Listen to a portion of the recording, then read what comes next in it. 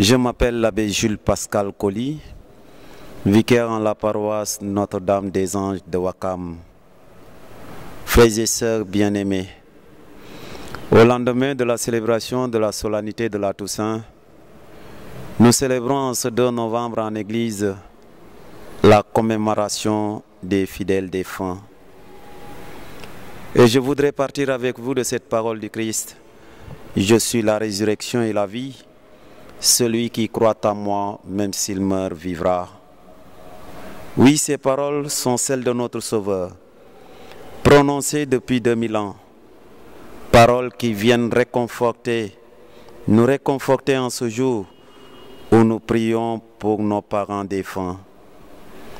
Affrontés au mystère de la mort, nous nous sentons souvent démunis, car la mort nous semble être un obstacle insurmontable, le terme inexorable de toute vie. Et pour ceux et celles qui restent sur les rives de la vie, vient le temps des souvenirs qui peu à peu s'estompent. Mais cette commémoration des fidèles défunts est une invitation au silence, mais aussi une invitation à nous recueillir dans la prière. En ayant une pensée toute spéciale pour tous les fidèles défunts, l'Église nous invite à l'espérance, car sachant que l'arbre de la croix a fleuri la vie et que le tombeau a surgi le ressuscité, le chrétien porte sur la mort un regard nouveau qui lui signifie que sa mort demeure certes un feu, mais le feu du creuset qui éprouve la valeur d'éternité qui est en lui. Baptisés, nous devons accueillir ces belles paroles de Sainte Thérèse d'Avila, qui devant la mort s'est écriée: nous ne mourrons pas de mort, nous mourrons de vie. Bref, la vie est de l'ordre de l'amour, et que celui qui croit de vivre l'amour laisse en arrière de lui les rivages de la mort.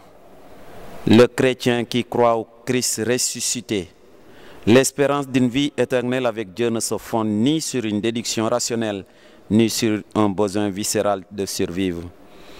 Et les certitudes éblouissantes.